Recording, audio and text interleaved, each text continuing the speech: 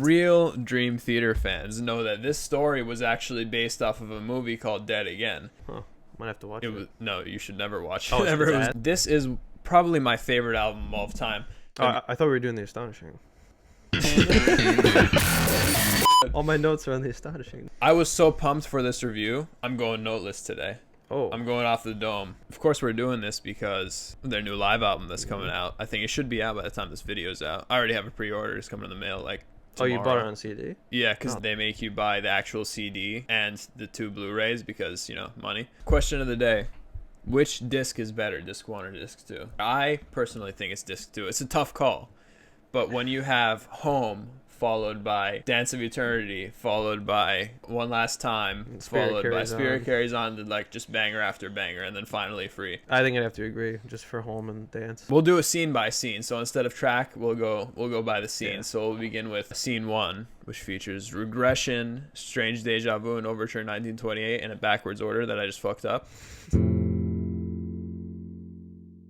Even from the introduction, which is just an introduction track, Regression does a perfect job of encompassing everything you're going to hear on the album. You hear the little previews of Home and the previews of Through Her Eyes. Therapist kind of talks you through the intro of the album. Then it goes into one of your favorites on the album, Overture 1928. It's one of my favorites because the way 1928 starts makes me feel really rooted in the album. But that also reminds me of, I saw a bunch of forums, but another reason people think this is such a great album is because it comes after Falling Into Infinity, which a lot of people didn't like, apparently. People compare it to that Rush era that we saw in the documentary the other day. It's like right after Caress of Steel. Caress of Steel was not popular, and this is like their 2112. Oh, okay. But was Falling Into Infinity bad, or was it? People think it's bad because of the meddling with the studio, but there are some great tracks on there. Like the last one, Trial of Tears, is one of their best songs, I think. So that makes sense, because I saw that everywhere I looked. But back to Overture 1928. Then it immediately goes into one of my favorite tracks of all time, Strange Deja Vu. And the reason it's one of my favorites, not only the crazy instrumental,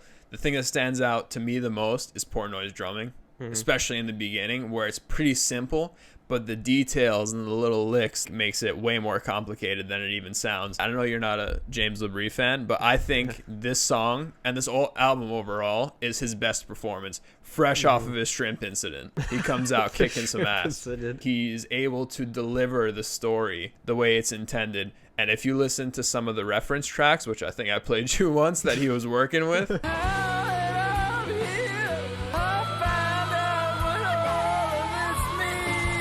it's definitely strong vocal introduction for Strange Deja Vu, where he comes in. And also I think the transition from Overture to Strange Deja Vu is great, because it doesn't even seem... It makes you feel like you're listening to the same song still. Great musical composition on their part. And yeah, I'm not a huge fan of James LaBrie, but I think for this album his voice is pretty good. So you gave this a 10 out of 10 in the last one. Are you going to stick with that, or? Yeah, I would stick with it. You're going to stick with it? Me too. All right. So like the whole thing, just leading up to that, yeah.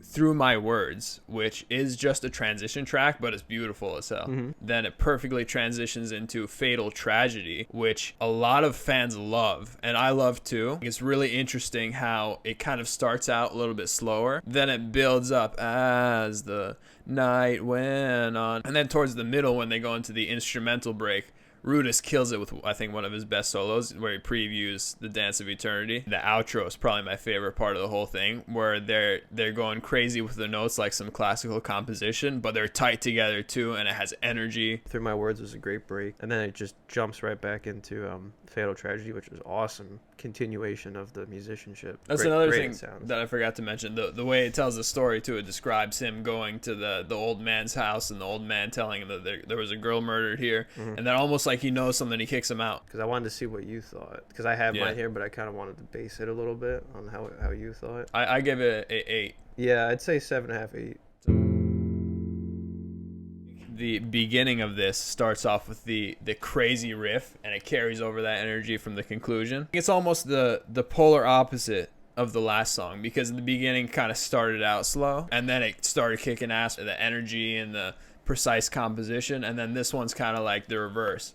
It starts off like that, then kind of like progs out towards the back end. For that reason, it's probably one of my lower favorites on the album. Okay, yeah. So I gave this one a 7. Oh, you gave it a 7. You might as well just give it a 2. No, that's how some people say it, you know. The individuals in the Train of thought review. A 7. They were mad at a 7. Like, that's good. Like, it's not. I can't just throw 10s out. If you come on like a review or a reaction video and you just expect 10s the entire time, do yourself a favor and never watch us ever again, and never watch any reaction or review ever again, because that's literally what it's for. I know you like to watch the reactions where it's just some dude that pretends to never have heard the song before, just blow smoke up the ass of whoever the hell he's listening to. But we are the social injustice warriors, and if we think something is garbage or dog shit, we will tell you. Yes. But that being said, it's still a great song, so I give it a 7. You know, it's great. It's a heavier tone, which kind of brings back me to 1928 and Strange Deja Vu musicianship. Just like off the walls. It also continues the story in a really cool way. You know, headline, murder, young girl killed, kind of describes the feeling of reading this newspaper. Then we have an interesting case for this this next song. This is probably as bad as it's gonna get on this album, but that's not saying too much because it's still Dream Theater, in keeping with that theme of we're gonna tell you how it is. I don't know why they included a gospel singer on any of this album. Is this supposed to be Victoria? That's something that's never been confirmed. Maybe. I think that's what it's supposed to be. I guess I didn't know Victoria was a gospel singer in her past life. That wasn't very clear in the story. That being said, I do like the back half. It's a little bit of a break from that. It's more of a real moment that Nicholas is kind of reflecting on what happened to her or him, but that only happens for like half the song. So since the first half is not good and the second half is all right, then you put those together and you get a 5. It's like baking. You get this shit ingredient, this okay. Yeah, you put it together and you got a nice 5 cake. And this song kills me because without this song, you can brag about how this album has no skips whatsoever. And then you got this dud, this turd in the middle of like heaven. I guess it's cool how they kind of made it a nice outro for disc 1, but I'm sticking with my 5 out of 10 rating. No apologies. I'm not taking it back. This is a 5. If someone's like, hey, we're on a 3-hour road trip and I have Scenes from Memory on CD, and you're like, yes, put on, and then let's put on Through Her Eyes, the first song I listened to. Maybe what they were going for, because it's the end of it to disc 2, they like wanted to like cool you off, and it's like brings you down, and then bam, right into home. If it was like, all right, we're gonna end this CD on a high note, definitely not the approach that I would have taken. I'd probably give it like a 6. Yeah. You're very generous today. I am. I've been getting reamed lately by the comment section. How do we begin to describe this next one? Why don't you start off, since you're the bass man? Why don't you? Oh man, the way the song starts is just fantastic. Like, I couldn't tell when it was gonna really kick in. It's got that cool was that like a like the haunting guitar. It's a guitar, but he has the 7-string on there. Okay. So he goes back and forth between that. When I finished it the first time through, I didn't even realize that like 12 minutes had passed. I think it's also arguably, or everybody would agree, one of their best songs. Oh yeah, that they've ever written. There are definitely some home haters, but the common consensus is one of their best songs. I think if it's not the best, it's one of the best on this album by itself. Just give it a 10. Hell yeah. Hell yeah. What did you give it? I think you give it an 8.5. I gave it 8.5 the first time. Yeah. The way it starts off with a haunting guitar, then it picks up into Myung's bass, which is kind of like that 46 and 2 tribute. Jordan with the sitar going crazy in the background. That works really well. And then it just explodes. Wah, wah. Labrie kills it again, like he does on this whole album. The way they include and interpolate and reprise Metropolis Part 1 through this whole thing was genius, especially on this song. A lot of them are kind of like hidden nuances, like the Shine Lake of Fire thing. That's a lyric from Metropolis Part 1. He says, you'll find yourself swimming in a lake of fire. I didn't realize that till I went and looked at the lyrics again. Petrucci and Portnoy could be screenwriters. Like, how often do you see a movie and they retcon the shit out of the first one and they make it work, right? This is like the only example of that I've ever seen. I think Jordan kills it as usual. The squealing lead that takes you back into the hook again at the end by Petrucci, and then the way it finishes and transitions into the greatest meme song of all time. I have to give it a 10 for that one. I know we're just handing them out like candy, but when we're doing Metropolis Part 2, that 1-5 will be the only thing they talk about. Yep, exactly. The Dance of Eternity, which I understand you can play perfectly on bass. Yeah, with my eyes closed while asleep. Just put the meme of the time signature. You know, the one where it's like, the guy drew all over the paper. Oh my gosh. If you look up the definition of prog, the song will come up. This is in the dictionary. It's definitely not the song I would probably show somebody just getting into Dream Theater. First listen, really hard to grasp what's going on. I'm sure you know how many times the time signature changes. Yeah. My hands would catch on fire and I'd probably die. The beginning where Ruda starts it off with I can't sing that or whatever. But I thought it was a scale originally. It's not a scale. It's like his own thing, and he changes it up. It would take me like 6 years to be able to play like the first half of this song. You got Myung solo, which you can play. Which I could play. Yeah. Backwards. The orchestra, which they sometimes have with them when they play live too. Then it perfectly slides right into One Last Time. So I'm going to give Dance of Eternity 108 time signatures out of 10. That's probably a real time signature they could play to 108 over 10. You've lost the ability to enjoy 4/4. Yeah, exactly. It's just like so much happening at once. It's like getting hit in the head with a baseball bat. And they're like, so what'd you think? And you're like, oh, shit. I still understand what it took to make the song, the musicianship, just how insane it is. So I gave it a 9.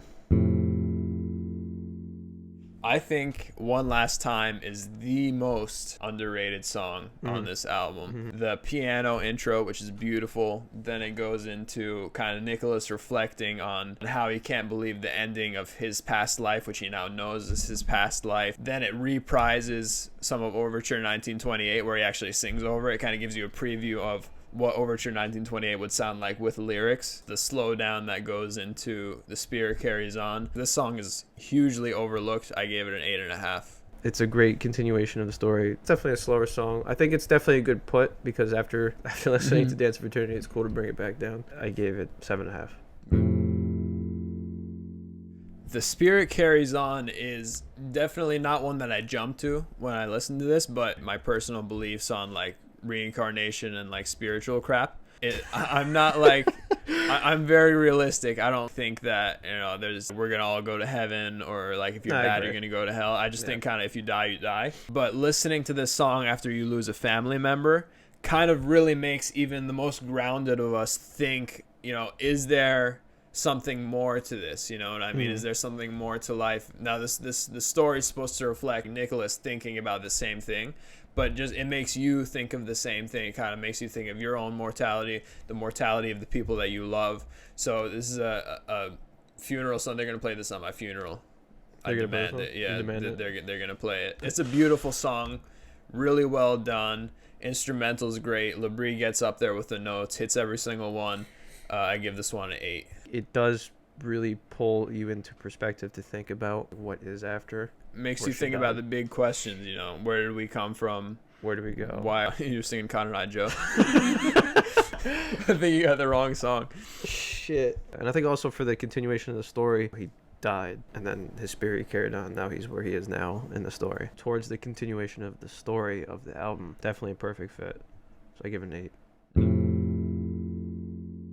Finally Free. I watched a video of Jordan Rudess kind of showing how his keyboard system works, and he demoed that part around 4 minutes where he has the haunting part at the bass notes, and then he has the bells, dun, dun, dun, dun, dun, dun, and he has them both going at the same time, and he splits it. That's actually how I learned how to use this and how to split a keyboard. Petrucci adds on top of that with the guitar riffs on top of his bass notes. Labrie reprises One Last Time. Again, he's finally free. He's letting go because he finally solved the mystery that's been eating at him all this time. I think it was great how they really extended that instrumental outro. Fantastic. Yep. Then the Pink Floyd style outro where they have the sound effects and they really put you in that universe. The big reveal at the end with the record scratch. It was not clear to a lot of people at the end what that was, but it has been confirmed that he killed him because he's the jealous boyfriend of the last one. Even though they're both in separate lives, they still come back together. Small world, huh?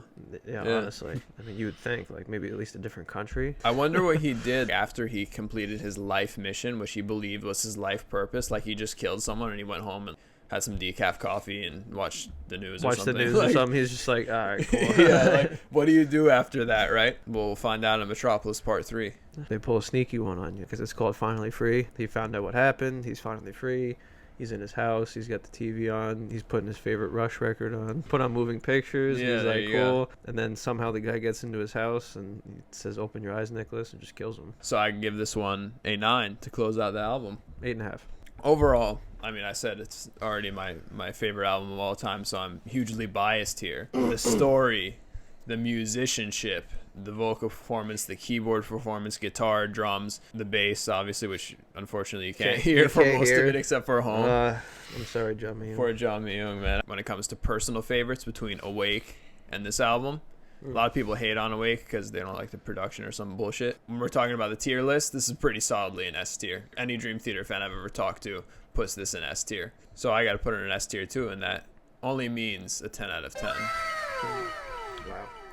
I haven't listened to as much Dream Theater as you have, but from what I've listened to, this will always be in the top. Just a fantastic, cool story you can get behind. Well, especially musicianship. Home and Dance of Eternity on the same album. I'd have to give it a 9. Oh, and let us know what you thought about their new live album. Maybe we'll do a Distance Over Time one soon. I would like to. I think you'll like that one. That's definitely one that you'll probably like. Oh, cool. And then we'll do Astonishing. Never.